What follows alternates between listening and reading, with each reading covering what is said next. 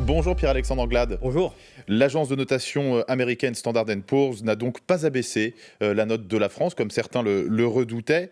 Elle anticipe une amélioration de la situation budgétaire du pays, qui reste donc notée AA. Est-ce que c'est un ouf de soulagement ce matin ? En tout cas, c'est une bonne nouvelle. Et ça démontre que la France, le gouvernement, l'action du ministre de l'économie Bruno Le Maire, a été capable de démontrer que nous avions une trajectoire de réduction des dépenses publiques qui était crédible, qui était solide et qui allait permettre le désendettement progressif de la France, puisque c'est l'objectif que le gouvernement s'est assigné, d'ici à 2027, retrouver des finances publiques mieux équilibrées, en dessous des 3% de déficit. C'est une question d'indépendance, de souveraineté de notre pays. Ce n'est pas simplement pour faire plaisir à une agence de notation américaine, mais c'est parce que c'est ce qui nous donne des marges de manœuvre pour les Françaises et les Français. Mais justement, sur ce point-là, les 3%, il y a toujours cette perspective négative maintenue par l'agence américaine, parce qu'elle doute justement que cet objectif de moins de 3% de déficit soit tenu à la fin du quinquennat. C'est quoi ? C'est un avertissement ? Et notre stratégie, elle est extrêmement claire.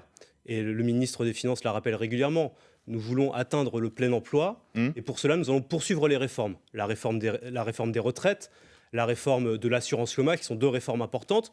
Le projet de loi Industrie verte qui va arriver au Parlement et qui va permettre de réindustrialiser notre pays et donc de nous redonner du muscle et de recréer des emplois. Mais 3% de déficit à la fin du quinquennat, on y sera. Il y aura le 19 juin prochain le ministre des Finances et la première ministre qui donneront leurs orientations sur les économies que nous pourrons avoir à faire dans le prochain budget, et puis sortir progressivement de toutes les aides qui ont été mises en place ces dernières années pour aider les Françaises et les Français à passer les moments difficiles. La France a plus protégé que les autres pays européens, et donc il va falloir que progressivement on en sorte pour retrouver une trajectoire de finances publiques qui soit plus stable. Cette agence de notation se félicite de la réforme des retraites. Vous avez enfin trouvé quelqu'un qui s'en satisfait. Ça confirme aussi que vous l'avez fait aussi pour les marchés, la réforme des retraites. D'ailleurs, Emmanuel Macron l'avait dit lui-même quand il avait dit en l'état les risques financiers et économiques sont trop grands. Il avait alors justifié comme ça le recours au 49.3. Donc c'est aussi pour ces agences de notation que vous l'avez fait. La réforme des retraites, on l'a fait d'abord pour nous, pour les Françaises et les Français. On l'a faite pour permettre de sauver notre système par répartition qui était menacé d'un déséquilibre grave et profond à l'échelle des années à venir. 500 milliards sur les 25 prochaines années si on ne menait pas cette réforme des retraites. Et donc la réforme des retraites, elle a été faite pour les Françaises et les Français et sauvée par le système par répartition qui est la solidarité à la française à laquelle on est toutes et tous attachés et que personne ne voulait remettre en cause. Et quand j'entends certains vouloir revenir éventuellement sur cette réforme, ceux-là sont irresponsables parce qu'ils font de la mauvaise politique et surtout, ils mettent en péril l'avenir de nos retraites. Donc cette réforme, on l'a faite pour nous et certainement pas pour une agence de notation ou pour la Commission européenne comme on l'entend parfois. Mais ce qui prime, est-ce qu'aujourd'hui c'est la baisse des dépenses de l'État ? Vous le disiez, le 19 juin, Bercy présentera les premières mesures d'économie pour plusieurs milliards d'euros. Est-ce que le gouvernement est en train de préparer un plan de rigueur, en fait, aussi pour bien rassurer les marchés et pour faire en sorte qu'on ait des marges de manœuvre ? Je crois que la rigueur, c'est un terme qu'on ne peut pas appliquer à la France. Ou d'austérité, en tous les cas, c'est Bruno Le Maire qui dit qu'il va falloir faire des milliards d'économies. Il va falloir faire des économies parce que nous avons beaucoup dépensé ces dernières années pour protéger les Françaises et les Français. La France a été un des pays européens, si ce n'est le pays européen, qui a le plus investi pour protéger les emplois, pour protéger les artisans, les commerçants, les salaires.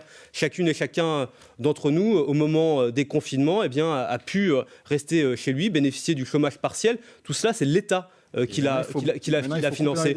Et de la même manière, quand nous avons eu à faire face, et nous avons encore à faire face à l'inflation, au prix de l'énergie qui augmente, là aussi, c'est l'État avec le chèque énergie, les différents chèques qui est venu protéger le pouvoir d'achat des Françaises et des Français. Et donc, il va falloir progressivement en sortir pour retrouver une trajectoire de finances publiques qui permettent le désendettement progressif de la France. C'est un objectif qu'on se fixe à 2027 qui va se faire de manière progressive. Vous n'avez pas répondu s'il allait y avoir des coupes budgétaires ou pas. Il va falloir. Écoutez, c'est la première ministre et le ministre de l'économie Bruno Le Maire qui, le 19 juin prochain, présenteront à la suite de la revue des finances publiques les orientations qu'ils auront retenues pour progressivement faire des économies. Et vous allez quand même faire les 2 milliards de baisse d'impôts pour les classes moyennes ou pas ? Oui, parce que cette proposition de 2 milliards, elle s'inscrit dans une trajectoire qui est raisonnable et qui valorise au fond celles et ceux qui travaillent. Et notre politique, c'est de valoriser les Françaises et les Français, ces classes moyennes qui tous les jours se lèvent pour aller travailler. Ces 2 milliards d'impôts, on sait pas. Nous verrons le plus rapidement possible. Il y a un budget qui va arriver à l'automne. Tout cela doit être mis en place progressivement. Pierre-Alexandre Anglade, la réforme des retraites, les oppositions, le groupe Lyot notamment dit qu'elle n'en a pas terminé, même si sa proposition a été vidée de sa substance en commission. Il reste encore quelques dernières batailles possibles au au Parlement et aussi une journée de mobilisation dans la rue mardi prochain. Pourquoi ne pas permettre de vote, finalement, même pour les oppositions? Mais il y a eu un vote cette semaine à l'Assemblée nationale. Il y a eu un vote extrêmement clair en commission des affaires sociales. Oui, mais en Une séance. majorité de Il députés n'y en a pas eu sur la réforme des retraites depuis le début. s'est exprimé contre l'article 1er de la proposition de loi des députés Elliott qui proposait l'abrogation de la réforme des retraites. Une majorité de députés à l'Assemblée nationale en commission des affaires sociales s'est prononcée contre. Quant au vote en séance publique, vous me dites qu'il n'y a pas eu de vote. Enfin, moi, je vous rappelle une chose quand même assez simple, c'est que ce sont les députés insoumis qui, pendant des semaines, ont tout fait pour qu'il n'y ait pas de vote, notamment sur l'article 7, qui était Certes, le fameux article le qui 49.3, décalait ce n'est pas lancé par les progressivement Insoumis. l'âge de départ à la retraite. Il y a ensuite eu le vote sur la motion de censure. Là aussi, il n'y a pas eu de majorité qui a été trouvée pour renverser le gouvernement, et donc cette réforme des retraites a été adoptée. Il faut faire attention à cette petite politique politicienne qui est en train d'être menée, qui est une forme d'arnaque des Françaises et des Français, à vouloir leur faire croire qu'on pourrait abroger la réforme des retraites. La réforme des retraites, elle a été débattue, adoptée et validée par le Conseil constitutionnel. Donc personne ne reviendra là-dessus. Et maintenant, elle doit s'appliquer. Personne, même ceux qui disent aujourd'hui, eh bien, faites-nous confiance, on reviendra à 62 ans. Vous n'y croyez pas. Ils mentent. Ça, c'est une fable. Ce sont des menteurs. Fable. Ce sont des menteurs. Personne ne reviendra sur la réforme des retraites. Et Charles de Courson et le groupe Lyot, avec le comportement, se font au fond les idiots utiles de Marine Le Pen et de Jean-Luc Mélenchon. Et cela porte une responsabilité dans la dégradation du débat public aujourd'hui à l'Assemblée nationale. Et Charles de Courson, qui s'est fait pendant des années le porte-étendard de la rigueur et de la défense des finances publiques, vient proposer une proposition de loi qui supprime cette réforme et fait peser une charge de 18 milliards sur l'État, ce qui est absolument anticonstitutionnel. Et donc nous nous y opposons. Vous assumez, même en tant que député, que ce n'est pas forcément en séance aux parlementaires d'en décider. Mais nous en avons décidé. En commission. Mais nous en avons décidé en commission, nous en avons décidé en première lecture à travers la motion de censure. Le Sénat en a décidé, une commission mixte paritaire entre l'Assemblée nationale et le Sénat s'est réunie et en a décidé.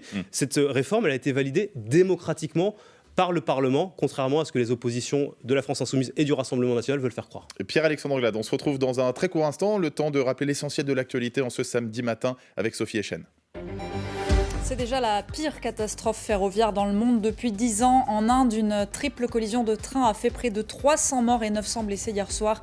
Et le bilan risque encore de s'alourdir. Après l'Ouest, c'est maintenant l'Est du Canada qui subit en ce moment de gros incendies. Ils sont en train de s'étendre vers le Québec, où une centaine de feux de forêt brûlent actuellement. 11 000 habitants de la province ont dû quitter leur domicile. Le père de Kevin Trompa, Guy Trompa, a été condamné à 1 an de prison ferme pour menace de mort. Il était jugé pour avoir voulu faire tuer en prison les suspects du meurtre de son fils. Kevin et sa compagne Leslie avaient été retrouvés morts plus de 3 mois après leur disparition dans les Deux-Sèvres. Et puis la dernière journée de Ligue 1 ce soir, ce sera la dernière avec le Paris Saint-Germain pour 2 personnes au moins. L'entraîneur Christophe Galtier qui n'honorera pas la 2e année de son contrat et le défenseur Sergio Ramos qui a annoncé son départ hier soir. France Info. Le 8-30 France Info. Benjamin Sportouche, Jules Dequisse.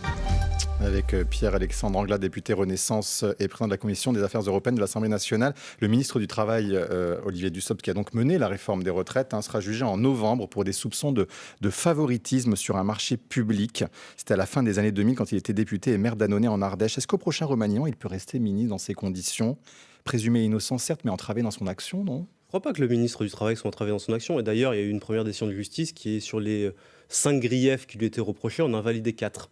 Il en reste un pour lequel il y aura ce jugement qui interviendra, mais aucun fait de corruption, notamment, n'a été retenu contre le ministre du Travail, qui était une des charges qui aurait pu peser contre lui. Ce n'est pas le cas. Et donc, il aura tout loisir de se défendre face à la justice. Mais donc, quand il va défendre la loi sur le partage de la valeur, vous pensez que c'est dans les semaines à venir, ça ne va pas l'empêcher, ça ne va pas venir brouiller les cartes. Enfin, les Français, à un moment donné, vont se dire, mais voilà, il est poursuivi pour favorisme. On verra, en effet, ce que la justice décidera. Mais ça peut, en effet, parasiter ce message. Je ne crois pas. Je crois que Olivier Dussopt mène une action courageuse à la tête de son ministère, qu'il a affronté la réforme des retraites, là aussi, avec beaucoup de courage, dans les invectives, dans les injures qui pouvaient être celles de l'hémicycle de l'Assemblée nationale. Et je vous le disais, sur les 5 griefs pour lesquels il était incriminé, 4 ont été levés, il en reste un, et la justice se tranchera, mais c'est un ministre au travail et qui n'est pas empêché du tout. Pierre-Alexandre Anglade, vous avez fait partie de cette commission parlementaire sur les ingérences. Jean-Philippe Tanguy, le député RN qui l'a présidé, a confirmé déposer plainte contre la rapporteure de cette commission, Constance Le Grip, parce qu'il lui reproche d'avoir divulgué dans la presse les conclusions de cette commission avant la remise officielle du rapport le 8 juin. Est-ce qu'elle a commis une faute? Non, Constance Le Grip n'a commis aucune faute. Et Jean-Philippe Tanguy s'agite beaucoup Jean-Philippe Tanguy s'agite parce qu'il a été celui qui, au Rassemblement national, a poussé pour cette commission d'enquête. Oui. En pensant qu'il pourrait quelque part laver l'honneur de son parti, qu'il pourrait lever les soupçons qui existent sur la collusion entre le Rassemblement national et la Russie. Or, il se trouve qu'à l'issue de cette commission d'enquête, le soupçon qui pèse dans les liens qu'entretient le Rassemblement national avec la Russie n'a jamais été aussi lourd. Et donc, Jean-Philippe Tanguy se retrouve mis en difficulté au sein de son propre parti. Et donc, c'est une manœuvre de diversion. Mais ce que la commission d'enquête a mis en lumière à travers les différentes auditions qui ont pu être portées, c'est que le Rassemblement national est le relais actif de la propagande de Vladimir Poutine en France. Mais lui est une courroie de transmission, comme cela a été révélé, du pouvoir de Poutine en France, que toutes les prises de position, y compris de Marine Le Pen, pendant son audition en commission d'enquête, ont été celles de Vladimir Poutine, quand elle défend la Crimée, le référendum d'annexion à la Crimée, qui est un référendum qui a été condamné par l'ensemble de la communauté internationale, que c'est une des seules en Europe à reconnaître ce référendum. Cela interroge. Et donc, cette commission d'enquête, elle est venue pointer de manière extrêmement claire ces relations qui existent entre le pouvoir russe et des responsables du Rassemblement national. Et ce que fait Jean-Philippe Tanguy est une manœuvre de diversion qui, à mon sens, n'a pas lieu d'être. Mais alors, au RN, il vous reproche un peu la même chose, d'avoir une lecture politique des conclusions de cette commission, de l'instrumentaliser, des règlements de compte un peu de toutes parts ou des utilisations politiques de cette commission. Et c'est absolument incroyable. C'est le Rassemblement national qui demande une commission d'enquête, qui décide de la présider, et qui, une fois que les conclusions ne lui conviennent pas, décide de la dédire. Mais ce n'est pas le Rassemblement national qui décide de ce que celles et ceux qui ont été auditionnés disent devant cette commission d'enquête. Pendant près de 6 mois, c'est plus d'une quarantaine d'auditions qui ont été menées avec des responsables du renseignement, avec des experts, avec des responsables politiques. Et tout cela conclut à ce que, il y ait un lien de relation entre le Rassemblement national et le pouvoir de Vladimir Poutine. Alors ça doit déboucher sur quoi ? Écoutez, nous verrons. Je pense qu'il y a des collègues, Vogetta et Bayou, qui ont des soupçons, notamment concernant un des témoignages qui a été apporté par Marine Le Pen au moment de son audition.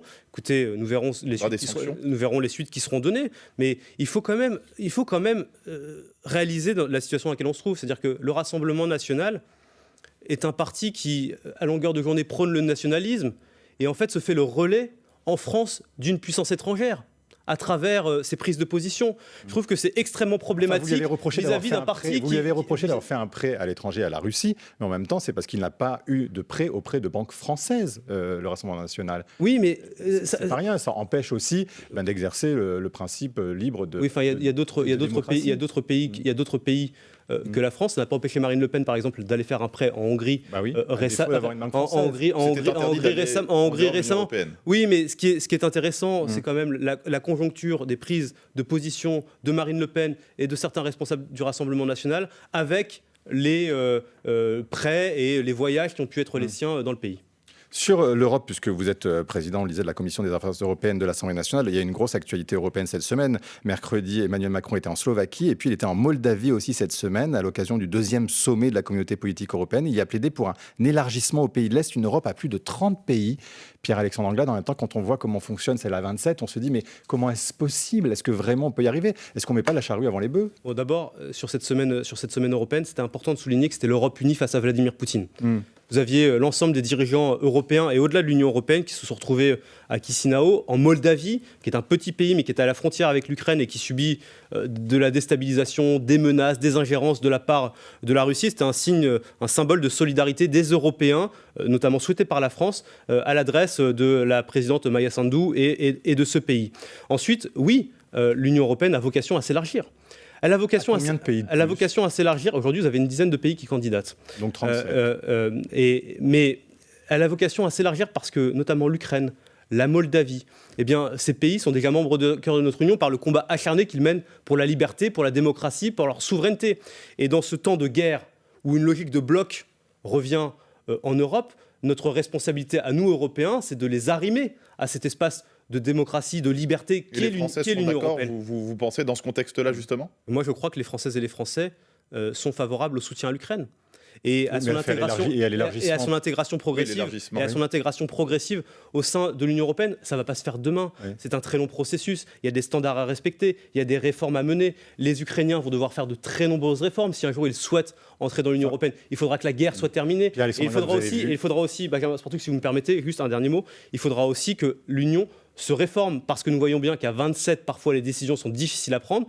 Si on veut être capable d'être plus nombreux, il faudra qu'on repense nos grandes politiques, la PAC, politique agricole commune, la politique de cohésion, le fonctionnement du marché intérieur, tout ça doit être repensé. Avec une Europe fédérale et enfin un président de l'Europe, vous y êtes pour, vous qui avez 36 ans, est-ce que vous rêvez cette Europe-là? Moi, je rêve d'une Europe, effectivement, qui soit capable d'être une Europe puissance, qui soit capable... Incarnée par un homme, c'est vrai qu'il y a 15 ans, on y pense. Incarnée par un homme ou par une femme. Par une Aujourd'hui, femme. vous avez Ursula von der Leyen et Charles Michel. Moi, je pense qu'un des problèmes politique que l'on a aujourd'hui en Europe, c'est le défaut d'incarnation.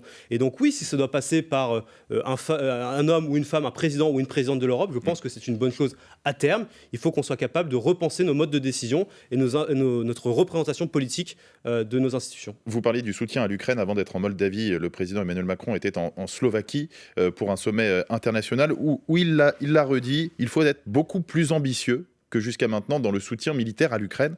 Qu'est-ce que ça veut dire être plus ambitieux aujourd'hui alors qu'on livre déjà des armes, des munitions, des chars et des avions? Ça veut dire qu'on doit être capable d'apporter à l'Ukraine des garanties de sécurité qui soient crédibles et tangibles dans la durée. Parce que cette guerre, nous espérons qu'elle puisse se terminer le plus rapidement possible. Les Ukrainiens sont en train de préparer leur contre-offensive, mais on sait que ça peut aussi durer.